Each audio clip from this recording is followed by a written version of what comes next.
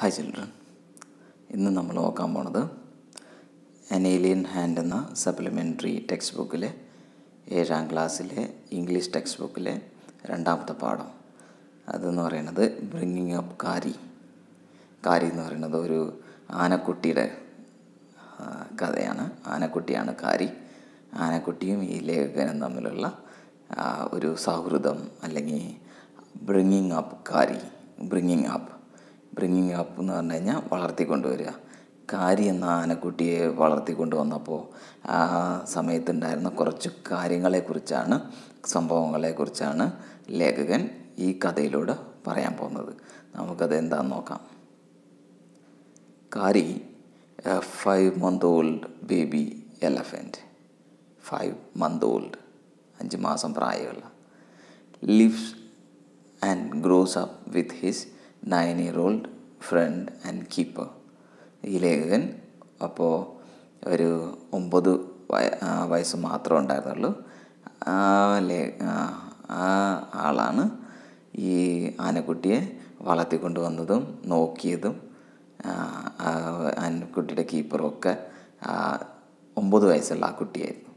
Carrie doesn't eat much, ഒരുപാടൊന്നും തിന്നില്ല. Just about 16 kilograms, 16 കിലോഗ്രാം delicious Twix a day. Delicious എന്ന് പറഞ്ഞാൽ നല്ല സ്വാദുള്ള ഈ ചെറിയ ചെറിയ ബ്രാഞ്ചസിനെയാണ് പറയണത്, ശിഖരങ്ങളെയാണ് പറയണത് ട്വിക്സ് എന്ന്. അപ്പോൾ അങ്ങനെ 16 കിലോ ട്വിക്സ് തിന്നും ദിവസവും. പ്ലേഫുൾ ആൻഡ് സെൻസിറ്റീവ്, ഭയങ്കര കളിയും സെൻസിറ്റീവായ ഒരു ആനക്കുട്ടിയാണത്.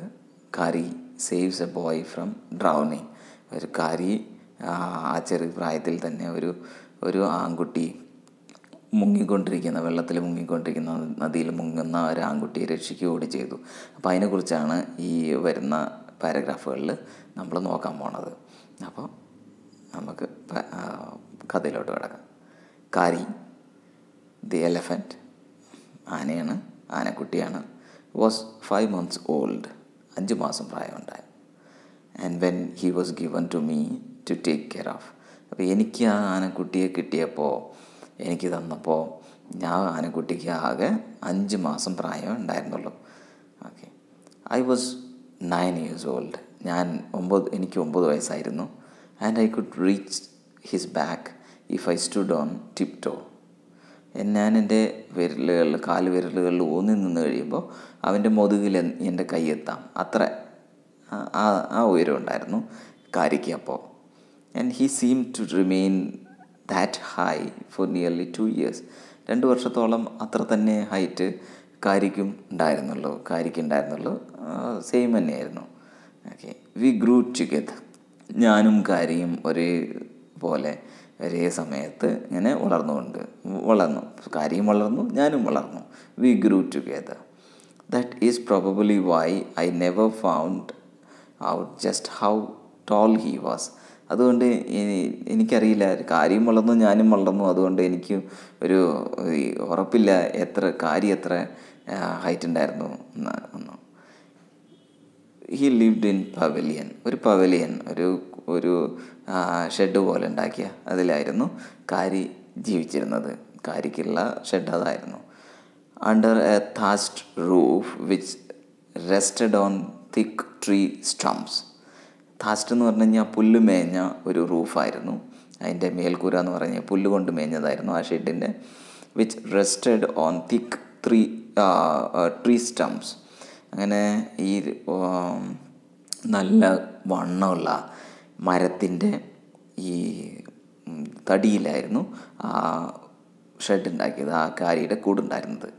So that it could not fall when Kari bumped against the poles as he moved about. അപ്പം നല്ല തടിയുള്ള, നല്ല വണ്ണമുള്ള കമ്പുകളിലായിരുന്നു, തടികൾ കൊണ്ടായിരുന്നു അതിൻ്റെ തൂണുകൾ ഉണ്ടാക്കിയത്. എന്താണെന്ന് പറഞ്ഞു കഴിഞ്ഞാൽ ഈ കാരി അങ്ങോട്ടും ഇങ്ങോട്ടുമൊക്കെ മൂവ് ചെയ്യുമ്പോൾ അതിൽ ആ തടികളിൽ, ആ തൂണുകളിൽ മുട്ടിയ പോലും ആ തൂണുകളോ ആ റൂഫൊന്നും വീഴില്ല. അങ്ങനെ നല്ല ശക്തിയുള്ള ഒരു റൂഫ്, ഒരു കൂട്, പുല്ലുകൊണ്ട് മേഞ്ഞ ഒരു കൂട്ടിലായിരുന്നു കാരി താമസിച്ചിരുന്നത്.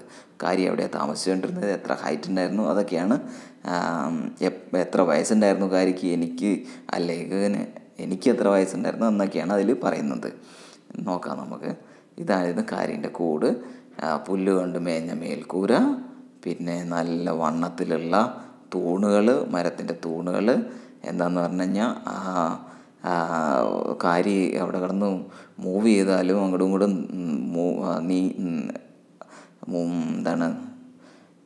നീങ്ങിക്കഴിഞ്ഞാലും തട്ടിയാലും മുട്ടിയാലും ഒന്നും വീഴില്ല, അത്ര സ്ട്രോങ് ആയിരുന്നു എന്നാണ് പറയുന്നത്. One of the first things Kari did was to save the life of a baby. ഏറ്റവും ആദ്യമായിട്ടൊരു കാര്യം എനിക്ക് ഓർമ്മയിലുള്ളതെന്ന് പറഞ്ഞാൽ കാര്യം ചെയ്തത് to save the life of a boy. ഇപ്പോൾ ബേബിയല്ല, ബോയ്, ഒരു ആൺകുട്ടിയുടെ, അപ്പോൾ ലേഖകൻ്റെ തന്നെ പ്രായമുള്ള ആൺകുട്ടി ആയിരിക്കാം. അപ്പോൾ ആ ഒരു പ്രായത്തിലുള്ള ആൺകുട്ടിയെ രക്ഷിച്ചു. കാരി ഡിഡ് നോട്ട് ഈറ്റ് മച്ച്, ഒരുപാടൊന്നും തിന്നില്ല, did not eat much, but nevertheless he needed 40 pounds of twigs a day, 16 kgs approximately. It is 16 kgs അല്ലെങ്കിൽ 40 pounds, പൗണ്ടിലാണ് പറയുന്നത്. 40 pounds of twigs. twigs എന്ന് പറഞ്ഞാൽ ഈ നല്ല നനുത്ത ശിഖരങ്ങൾ, ഇലകളോട് കൂടിയ ബ്രാഞ്ചസ് മരത്തിൻ്റെ. To chew and play with, ചവയ്ക്കാനും chew എന്ന് പറഞ്ഞു കഴിഞ്ഞാൽ ചവയ്ക്കാനും തിന്നാനും, ആൻഡ് ടു പ്ലേ വിത്ത്, അതുകൊണ്ട് കളിക്കുകയും ചെയ്യും. അപ്പോൾ അത്രയാണ് അതിൻ്റെ ഫുഡ്, അതിന് വേണ്ട ആഹാരം. Every day I used to take him to the river in the morning for his bath.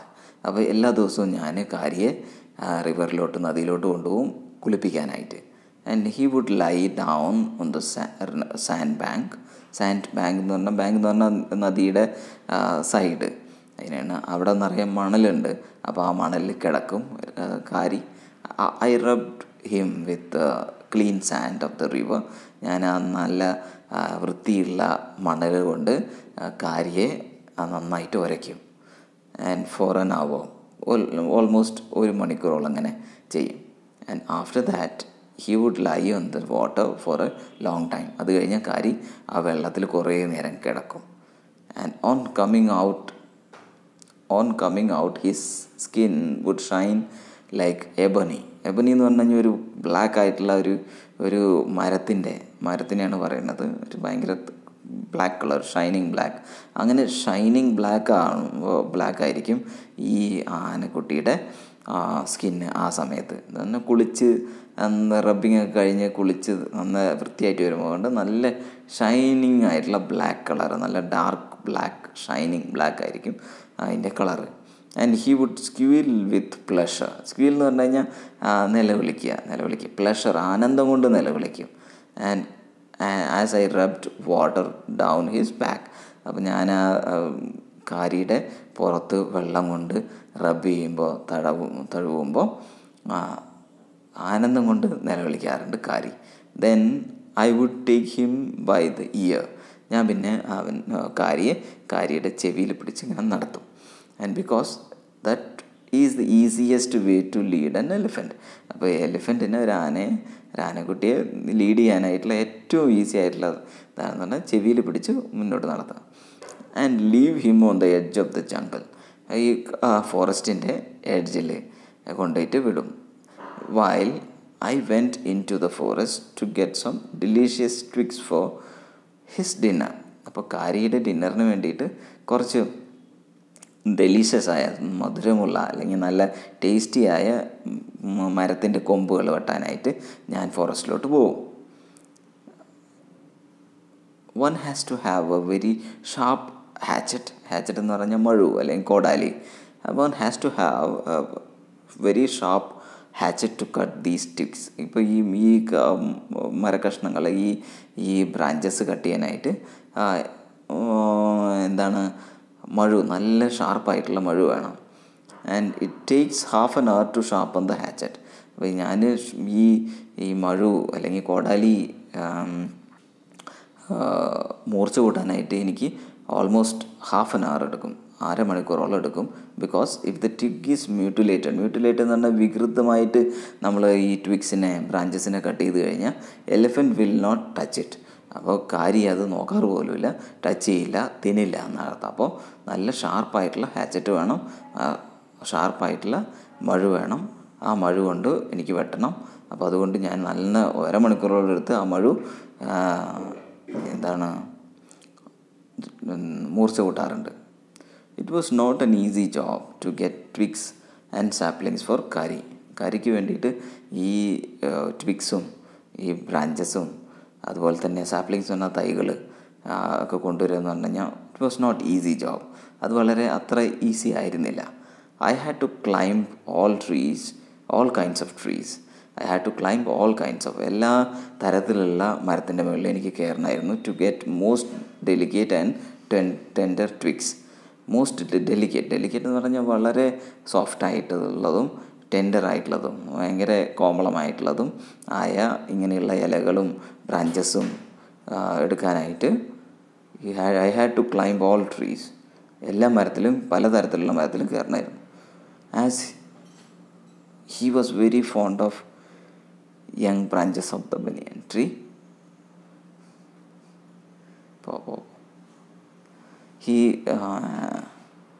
Very fond of young branches of the banyan tree. Banyan tree എന്ന് പറയുന്നത് ആൽമരത്തിൻ്റെ ഈ യങ് ബ്രാഞ്ചസ് വളരെ ഇല്ലാത്ത കട്ടിയില്ലാത്ത അല്ലെങ്കിൽ നന്നിർത്ത അത് തളിർത്ത് വരുന്ന ബ്രാഞ്ചസ് ആയിരുന്നു കാരിക്ക് ഭയങ്കര ഇഷ്ടം. ഫോണ്ട് ഓഫ് എന്ന് പറഞ്ഞാൽ ഇഷ്ടം.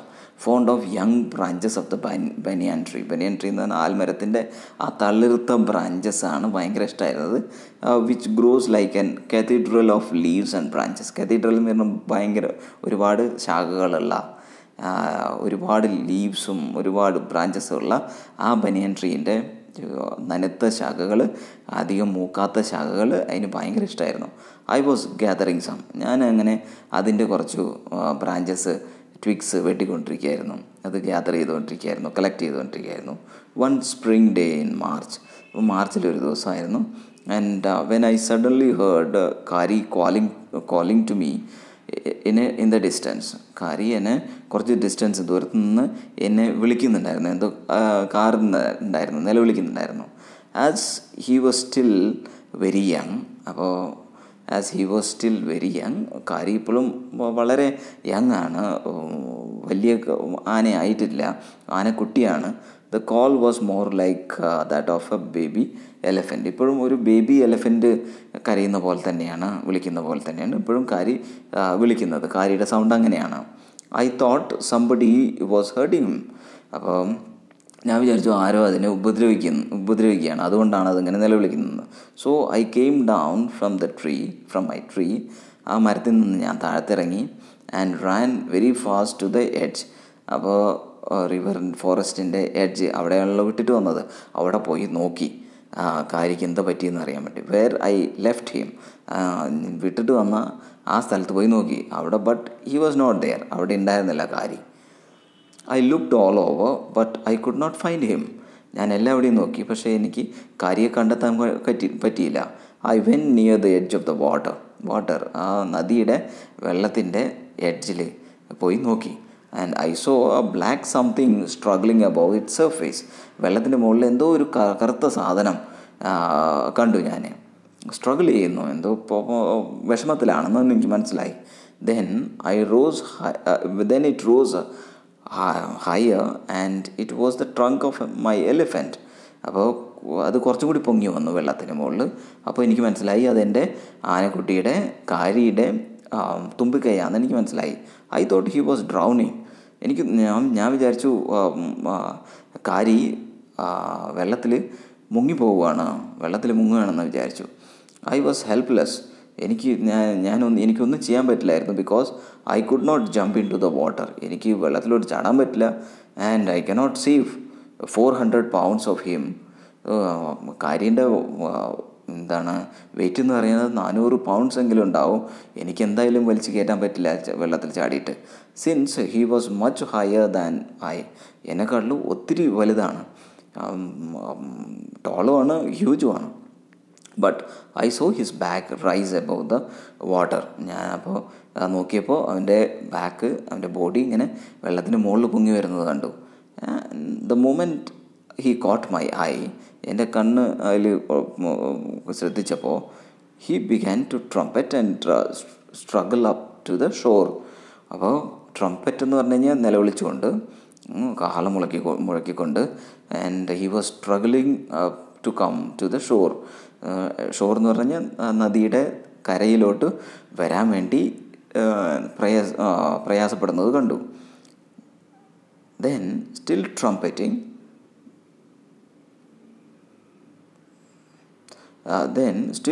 ട്രംപറ്റിംഗ് he pushed me in to the water. അപ്പോൾ അങ്ങനെ നിലവിളിച്ചുകൊണ്ട് എന്നെയും വെള്ളത്തിലോട്ട് വലിച്ചിട്ടു. And I fell in to the stream. ഞാനും വെള്ളത്തിലോട്ട് വീണു, ഒഴുക്കിലോട്ട് വീണു. സ്ട്രീം എന്ന് പറഞ്ഞാൽ ഒഴുക്കിലോട്ട് വീണു. I saw A boy lying flat on the bottom of the river. അപ്പോഴാണ് ഞാൻ കണ്ടത് ഒരു ആൺകുട്ടി വെള്ളത്തിൻ്റെ അടിയിൽ, ബോട്ടം ഓഫ് ദ റിവറിൻ്റെ അടിയിൽ വീണ് കിടക്കുന്നു. He had not altogether touch the bottom. Complete ആയിട്ടുള്ള വെള്ളത്തിൻ്റെ അടിയിലെത്തിയിട്ടില്ല. Some boat he was floating, വെള്ളത്തിലായിരുന്നു. I came to the surface of the water to take my breath. ഞാൻ വെള്ളത്തിന് മുകളിൽ വന്നിട്ട് ഞാൻ ശ്വാസം എടുത്തു. And then Kari was standing. Kari അവിടെ നിൽക്കുന്നുണ്ടായിരുന്നു. His feet planted in the sand bank. അപ്പോൾ ആ സാൻഡ് ബാങ്ക് എന്ന് പറഞ്ഞു കഴിഞ്ഞാൽ നദീൻ്റെ കരയിൽ കുറേ മണലിങ്ങനെ ഫീറ്റ് കാലുകൾ ഉറപ്പിച്ച് നിൽക്കുകയാണ്. And is stretched out like A hand waiting for me. അപ്പോൾ ഞാൻ കണ്ടു ആ കരി അവിടെ സൈഡിൽ നിന്നുകൊണ്ട് തുമ്പിക്കൈ നീട്ടി എന്നെ രക്ഷിക്കാൻ വേണ്ടിയിട്ട് തുമ്പിക്കൈ നീട്ടുകയാണ്. ആരോ കൈ നീട്ടും പോലെ തുമ്പിക്കൈ നീട്ടുന്നു. വെയിറ്റിംഗ് ഫോർ മീ, എനിക്ക് വേണ്ടിയിട്ട് വെയിറ്റ് ചെയ്തുകൊണ്ട് തുമ്പിക്കൈ നീട്ടി നിൽക്കുന്നു. I dived down again and pull the baby of. പിന്നെ ഞാൻ വെള്ളത്തിലോട്ട് തന്നെ ഡൈവ് ചെയ്തു. ആൻഡ് എന്നിട്ട് ഞാൻ ആ കുട്ടിയെ പുള്ള് ചെയ്തു, വലിച്ചു. Out like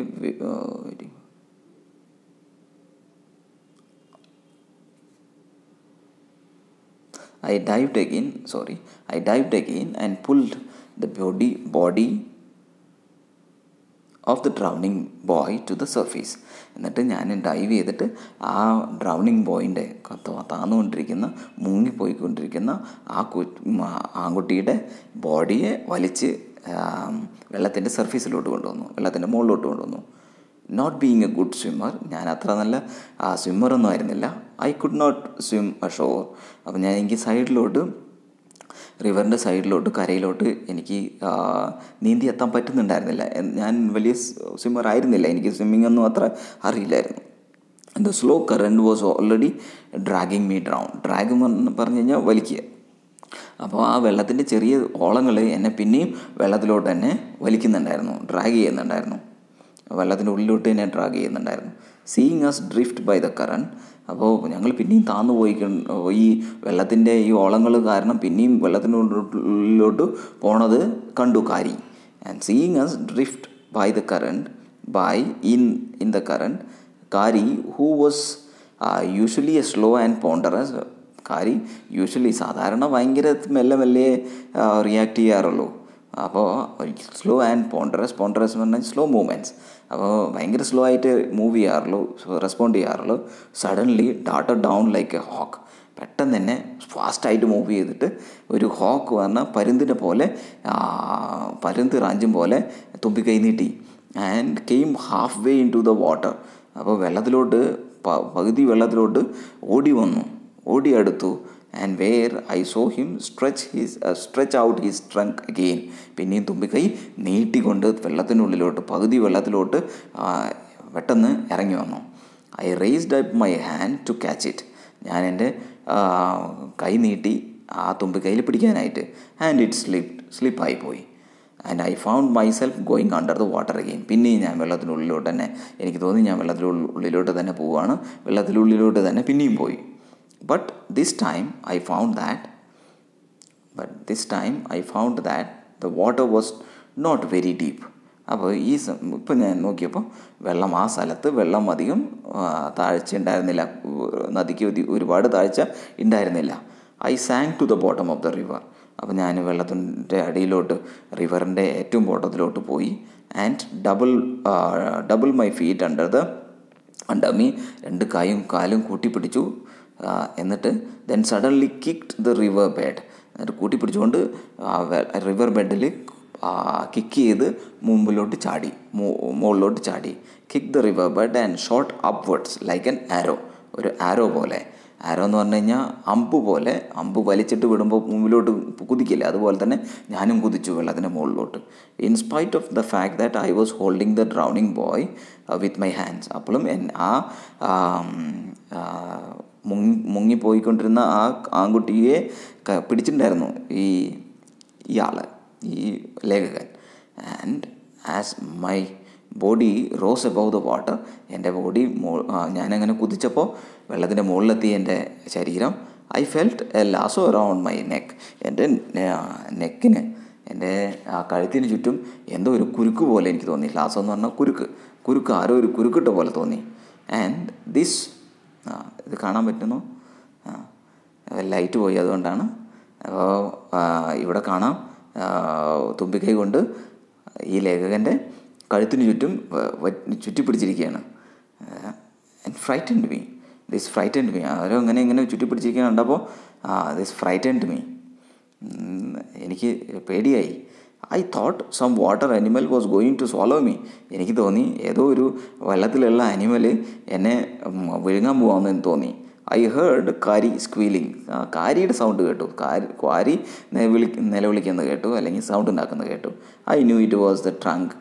it was his trunk about my neck. എൻ്റെ നെക്കിന് ചുറ്റും, എൻ്റെ കഴുത്തിന് ചുറ്റും ഇത് കാരിയുടെ ട്രങ്കാണെന്ന് എനിക്ക് മനസ്സിലായി. And he pulled us both ashore. അപ്പോൾ അവൻ ഞങ്ങൾ രണ്ടുപേരെയും നദിൻ്റെ കരയിലോട്ട് വലിച്ച് കയറ്റി. ഞങ്ങൾ രണ്ടുപേരും രക്ഷപ്പെട്ടു. അപ്പോൾ ഇതായിരുന്നു ആദ്യത്തെ പാർട്ടിലെ സ്റ്റോറി. അപ്പോൾ കാരിയെക്കുറിച്ചും കാരി ഒരു ബോയിനെ രക്ഷിക്കുന്നതായിട്ടാണ് ഈ പാരഗ്രാഫുകളിൽ ഈ ഫസ്റ്റ് പാർട്ടിൽ നമ്മൾ കണ്ടത്. അടുത്ത പാർട്ട് ഇത് കഴിഞ്ഞിട്ട് പിന്നെ ഇടുന്നതാണ്. അപ്പോൾ keep watching and thanks for watching. Please subscribe, like and share.